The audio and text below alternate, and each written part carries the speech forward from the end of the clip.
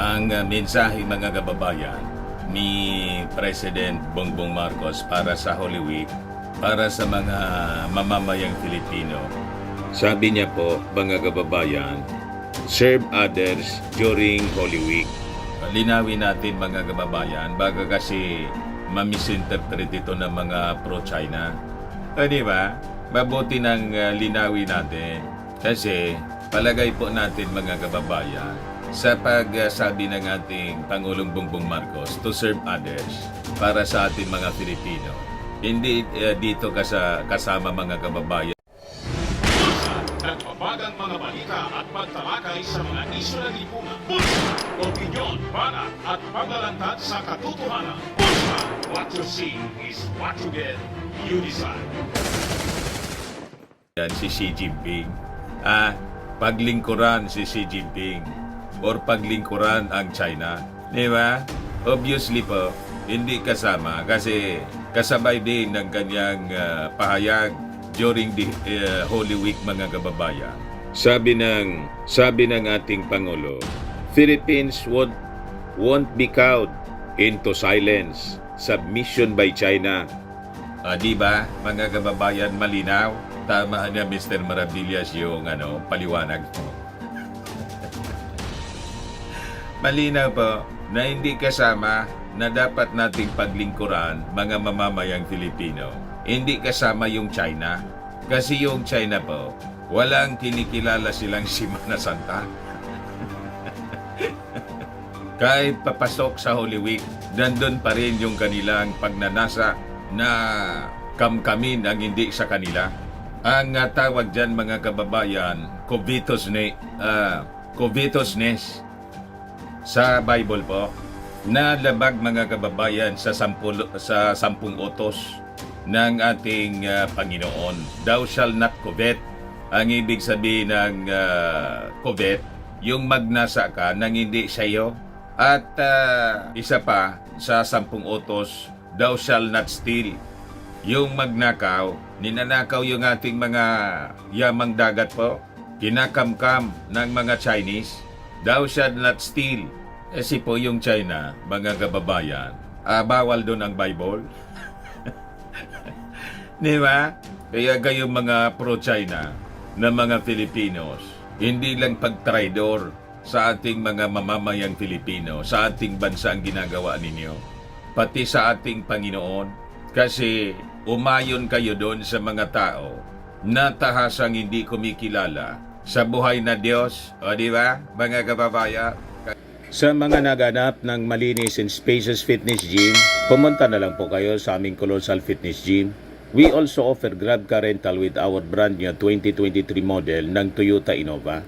We also accept booking for those who are planning to travel via PAL, Cebu Pacific, and other airline companies, local and international, and Meralco Bills, Aleco Bills, PLDT, etc. Ang Colossal Fitness Gym is located at 3rd floor Security Bank Building, Landco Business Park, Legazpi City, Albay.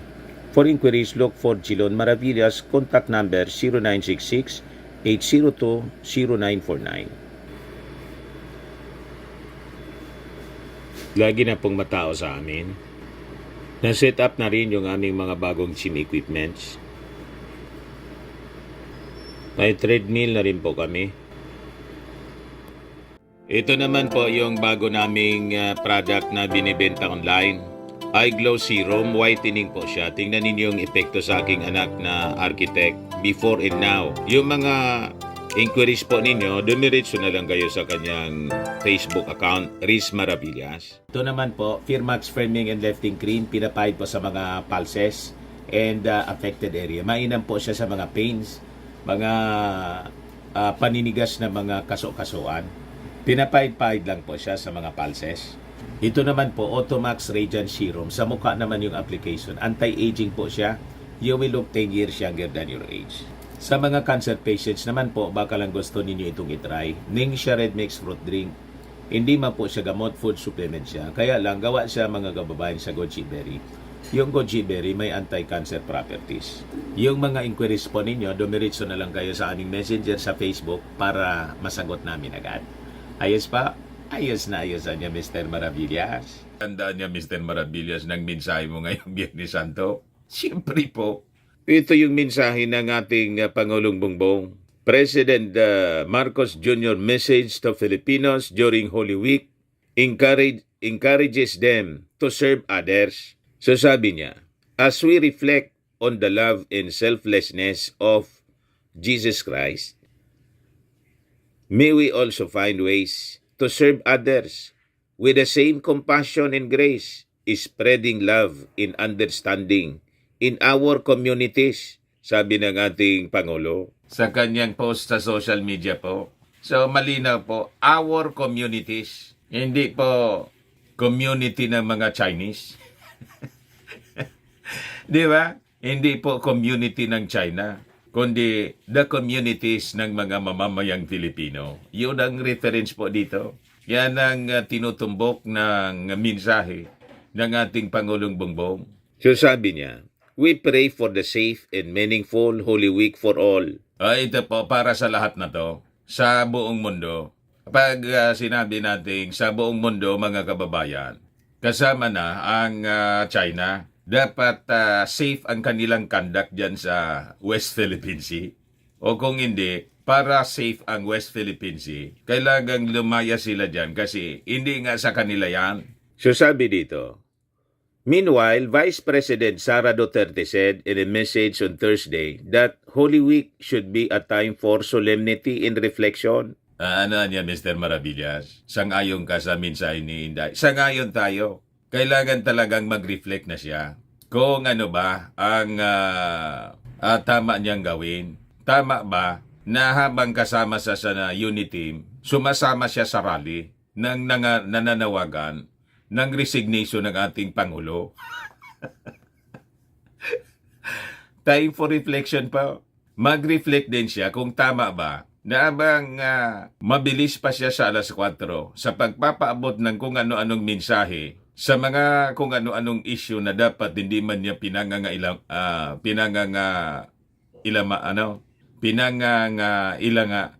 nangingialam na lang. Hindi man siya na dapat nangingialam kasi wala man po sa linya ng kanyang trabaho. Dapat baguhin na niya after reflection, mga kababayan. Yung dapat pakialaman niya, yun ang dapat pakialaman niya. Bilang Vice Presidente, dapat may istansya dito sa West Philippine Sea. Tama po? At bilang Filipino. Hindi yung silent siya pagdating dito sa West Philippine Sea bilang Vice Presidente at bilang Pilipino, pero may sinasabi siya lagi sa kung ano-ano mga issue tungkol sa, tulad ng tungkol sa kinasangkutan na problema ni Pacquiao. Di ba? Malayo sa kanyang trabaho. Yung issue sa ICC, malayo din sa kanyang trabaho.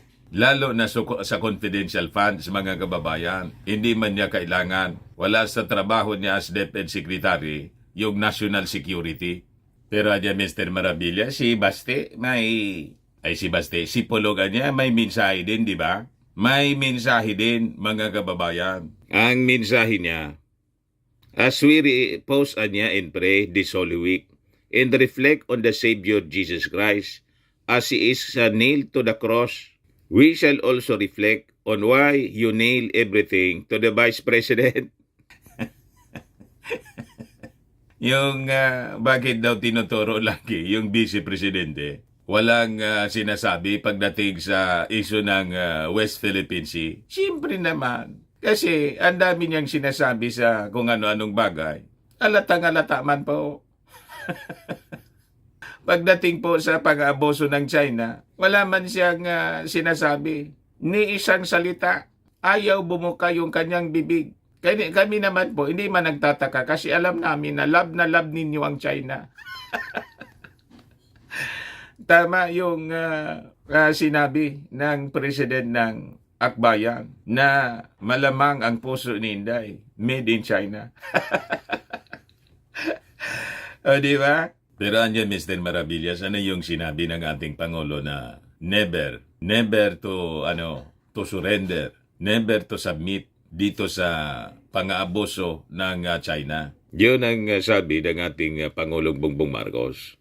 So sabi niya, The Philippines will not be bullied into silence as he vowed actions to counter China's aggressive behavior dito po sa West Philippine Sea.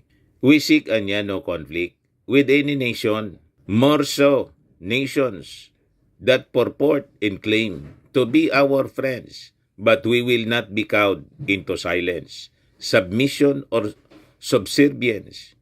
Filipinos do not yield. Yan ang totoong matapang na Pangulo. Hindi siya mayabang. Tama lang yung kanyang mga sinasabi. Naninindigan lang po sa tama. Pero hindi tayo nakikipag-away. We do not seek conflict anya sa kahit anong bansa. Pero magsasalita tayo para sa tama. Maninindigan tayo para ipaglaban ang ating karapatan, lalo na sa sovereignty and the territory na dapat para sa atin, na talaga namang para sa atin mga kababayan. So sabi dyan, the President issued a statement after the China Coast Guard once again blanked and fired water cannons at a Filipino supply vessel noong Sabado, damaging the vessel and injuring 3 soldiers. So yun mga kababayan, ang sitwasyon natin. Nagiging violent na po ang mga Chinese, pero kalma lang po tayo. Sabi ng ating Pangulo, the government will implement a response and countermeasure package that is proportionate anya, deliberate and reasonable in the face of the open, unabating, and illegal, coercive, aggressive, and dangerous attacks by agents of the China Coast Guard and the Chinese Maritime Militia. So hindi po tayo lalagpas sa hindi tama na response. Dapat anya, proportionate lang. So hindi pa tayo gagamit ng ultimate weapon. Tama? With America, yung Mutual Defense Treaty, mga kababayan, will not yet be invoked. So, ganun yun ating Pangulo. Peaceful siya po. He is still seeking peaceful solution dito sa ating problema sa West Philippine Sea despite sa mga abusive actions, coercive, aggressive actions. Nananakit na po sa atin. Violent na po yung ginagawa nila. Dalawang napakalaking Coast Guard vessel, yung nambomba po ng water cannon sa ating napakaliit pong bangka. Ganon kabuli at kasama ng ugali, mga kababayan, nitong China na mahal ni Inday. May paminsahe pang Mandarin. Noong 74th founding anniversary ng China. Marcos added that he has been in constant communication with the international allies and partners who offered to help the Philippines in protecting and securing its sovereign rights and jurisdiction while ensuring peace and stability in the Indo-Pacific. Meaning, lagi niyang kausap yung mga bansa tulad ng Amerika, Japan, European Union countries, Australia, South Korea, India, mga leaders ng ASEAN countries. Lagi niyang kausap. Siguro, sinasabihan na yung ating Pangulong Bongbong Marcos, kinokonsol. Ano niya, bibirahin na natin? Wag muna niya. Hintayin natin. Pag gumamit na ng live bullets yung mga Chinese, i-strike na tayo ng sabay-sabay.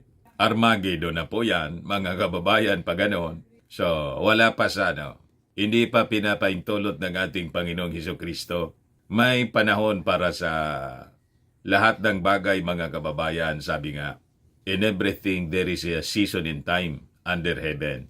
So sabi ng ating Pangulo, I have given them our requirements and we have been assured that we will be addressed. That they will be addressed. United States Defense Secretary Lloyd Austin III once again reaffirmed Washington's ironclad commitment to Manila in a phone call with Defense Secretary Gilbert Chodoro noong Wednesday. Ayan po si Austin, mga kababayan. Tumawag na po siya kay Gibo Chodoro. Humingi siguro ng report. Ano niya? Desididoan niya yung China na makipagsalpukan sa atin. Pag talaga niyang desidido na sila, paliparan na niya natin ng mga 100 warheads muna. Di ba? Yung inulog po ng Amerika sa Nagasaki, Hiroshima. 2 lang yun po. Surrender si Hirohito. Pag hindi po tumigil sa kanilang kahibangan ng China, baka matulad sila sa Japan, mga kababayan noong World War II. Di ba? So ayaw natin ng ganon. Pero kung iyon ang direksyon ng kanilang tinatahak po, wala man tayong magagawa, kundi tuldukan ang mga kahibangan ng mga Chinese po dito sa atin. Yan man lang po mga kababayan, ang short video natin. Ako po si Dante Maravillas. Bye-bye. God bless.